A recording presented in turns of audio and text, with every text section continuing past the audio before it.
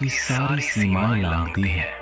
एक ऐसा पाप निरंतर हो रहा है जिसका प्रायश्चित किसी भी पवित्र तीर्थ स्थान में स्नान करने से नहीं हो सकता। बड़े से बड़ा महायज्ञ भी इस पाप को धो और लोभ के अंधकार में आकर उस प्राण को नष्ट करना शुरू कर दिया है जिसे मैंने स्वयं अपने हाथों से रचा था। एक माँ के गर्भ में पल रहा वो मेरा अंश जो अभी तक इस दुनिया को देख भी नहीं पाया है, उसे बड़ी बेरहमी से मारा जा रहा है। जिसने अभी तक ना किसी का बुरा किया है, ना कोई पाप किया है, उसे सबसे सुरक्षित स्थान यानी अपनी ही माँ की कोख में रक्त रंजित किया जा रहा है। गर्भ के उस अंधकार में जब वो नन्हा जीव अपनी रक्षा के लिए तड़पता है तो ब्रह्मांड की हर एक शक्ति रो पड़ती है। ऐसे नर पिशाच ये भूल जाते हैं कि कोख में पलने वाला शिशु भले ही बोल नहीं सकता, लेकिन उसके काटे जाने की पीड़ा और मौन चीखें सीधे मेरे सिंहासन से टकराती हैं। ये सुनकर नारद जी सिहर उठे। उनके मुख का तेज फीका पड़ गया।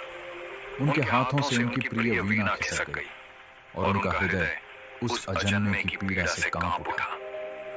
देवर्षि नारद जी बोले, क्रूर हत्या।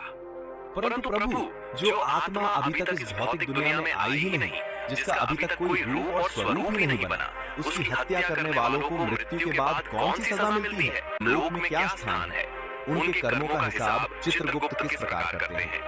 जब वो हत्यारी आत्मा यमराज के दरबार में खड़ी होती है, तो क्या उस भयंकर नरक की अग्नि में जलने के लिए यमराज का विधान कोई विशेष दंड तय करता है? श्री कृष्ण बोले, नारद, उस सजा का वर्णन इतना कष्टदायक और विभत्स है कि उसे सुनकर स्वर्ग के देवताओं को भी भय लगने लगता है। यमलोक में ऐसे पापियों के लिए कोई दया नहीं है। जो हाथ एक मासूम को काटते हैं, यमदूत उन्हीं हाथों को तपते हुए लोहे के खंभों से बांधकर युगों तक जलाते हैं। वहां उनके चीखने चिल्लाने पर यमदूतों का कोड़ा और अधिक कठोर हो जाता है। उनकी आत्मा को उबलते हुए नवाब और कीड़ों से भरे वैतरणी नदी में गोते खाने के लिए छोड़ दिया जाता है, जहां वे तड़पते हैं, छटपटाते हैं, लेकिन उनकी प्राण नहीं निकलते। मैं तुम्हें मृत्यु लोक की एक सच्ची कथा सुनाता हूं। एक ऐसी आत्मा की कहानी जिसने अपने थोड़े से स्वार्थ के लिए एक नवजात की हत्या की थी। सुनो कि कंटीले रास्ते में क्या क्या हुआ। प्रभु श्री कृष्ण ने कहानी शुरू की।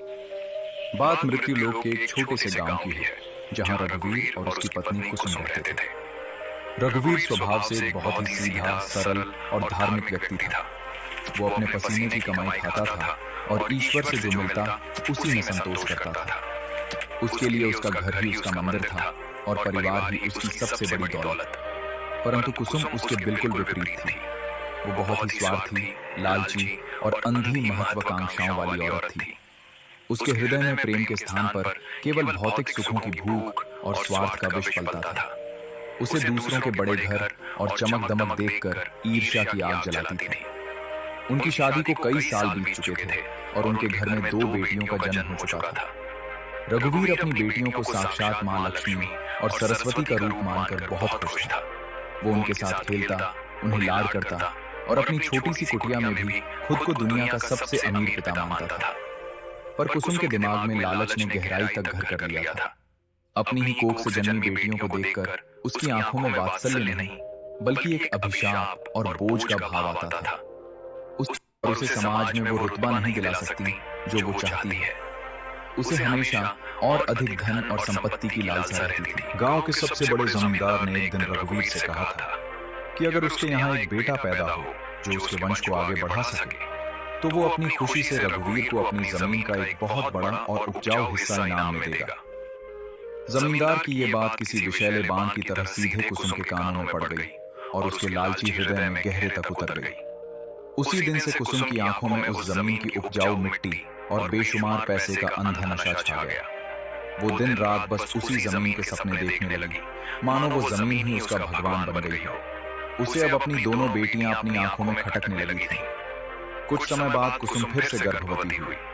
पूरे घर में एक बार फिर से खुशी का माहौल था। रघुवीर तो मानो खुशी से फूला नहीं समा रहा था, लेकिन कुसुम के मन में एक खौफनाक डर और स्वार्थ का कीड़ा रेंग रहा था। उसे भय था कि कहीं ये भी लड़की ना हो। अपनी इसी पापी सोच के चलते उसने गांव की एक लालची और झोला छाप दाई को, जो चंद सिक्कों के लिए किसी की भी जान ले सकती थी, चुपके से घर बुलाया। उसने अपने ही मंगलसूत्र को गिरवी रखकर कुछ पैसों का लालच दिया और की जांच करवाई। उस कुटिल दाई ने उसे बताया कि उसके गर्भ में पल रहा बच्चा फिर से एक लड़की है। ये सुनते ही कुसुम के धनवान बनने के सपनों का महल कांच की तरह चकनाचूर हो गया।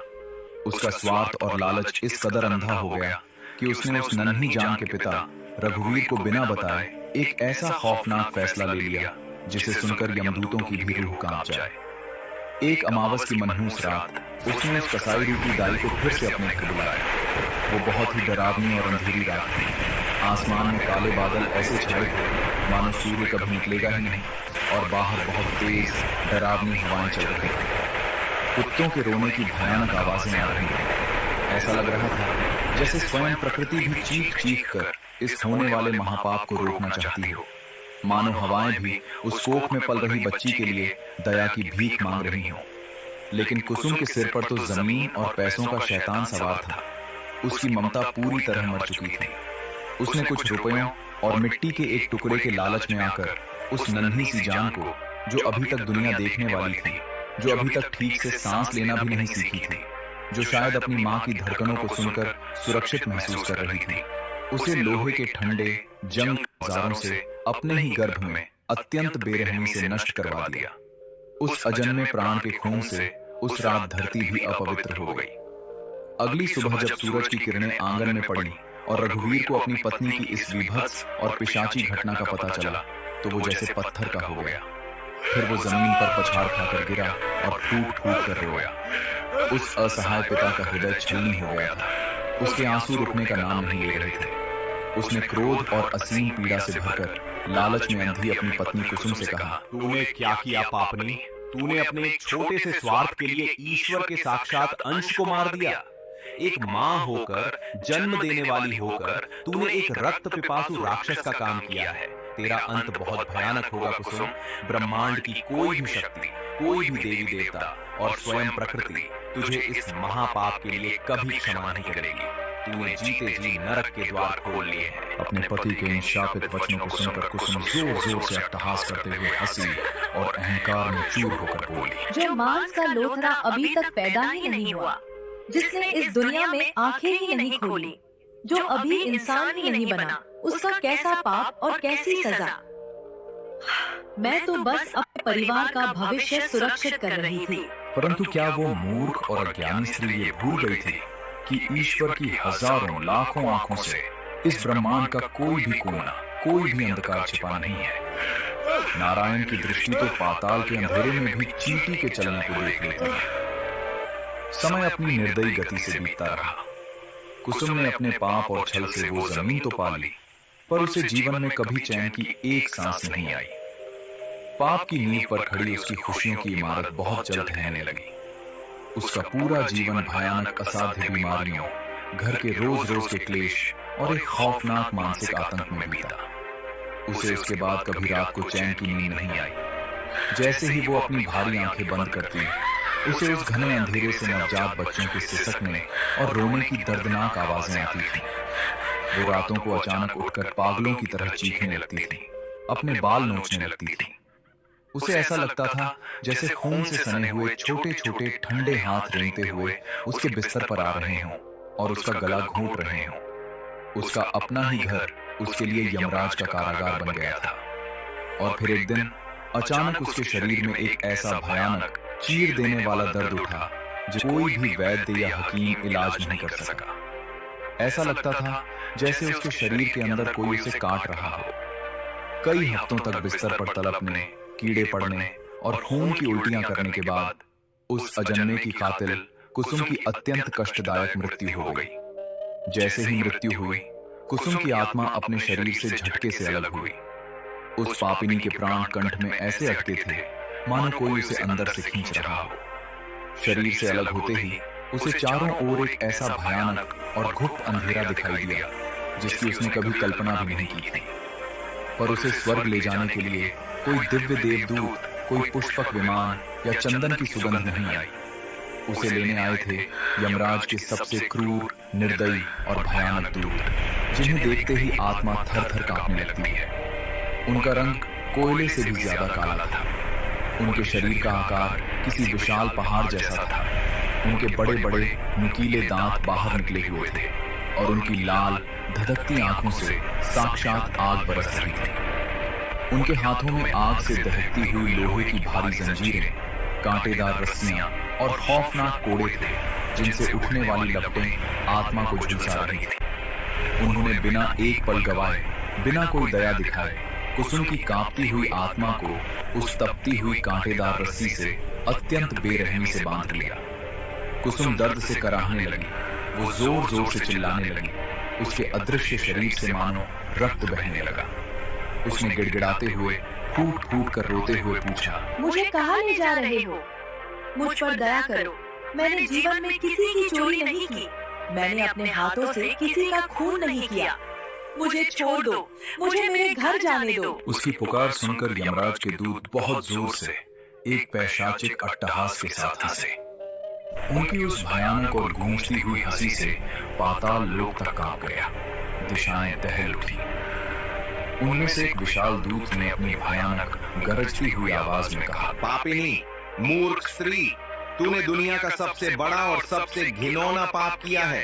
तूने सबसे बड़े विश्वासघात का काम किया है। तूने उस निर्दोष की हत्या की है जो अपनी रक्षा स्वयं नहीं कर सकता था, जिसने अभी तक सूरज की रोशनी तक नहीं देखी थी। एक माता होकर जिसे ईश्वर ने जीवन देने का वरदान दिया था, तूने रक्षक की जगह भक्षक का रूप लिया। तूने एक कसाई बनकर नाक नरक में जाएगी, जिसका नाम रौरव है। इतना कहकर यमदूत उसे तपती हुई बालू, रेत, नुकीले पत्थरों और बिच्छू के डंक जैसे कांटों के रास्ते पर घसीटते हुए यमलोक की ओर ले गए। रास्ते में भयंकर अंधकार और दुर्गंध थी। तभी उन्हें वैतरणी नदी मिली, जिसका दृश्य देखकर ही रूह सूख जाए। उस नदी में पानी नहीं, बल्कि खौलता उबलता हुआ खून, पीप, मवाद, बाल और सड़ा हुआ मांस बह रहा था। उसमें भयानक मगरमच्छ और मांस खाने वाले कीड़े तैर रहे। दूतों ने उसे उसी खौलती हुई नदी में धक्का दे दिया और उसे डुबो डुबो कर उसके बालों से खींचकर आगे बढ़ाया।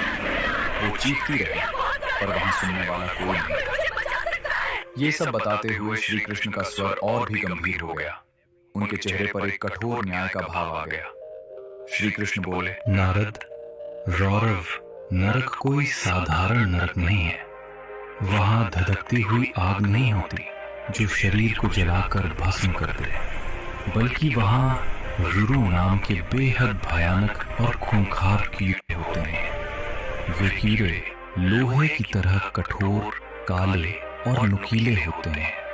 उनके दांत आरी के समान होते हैं और उनकी भूख कभी शांत नहीं होती।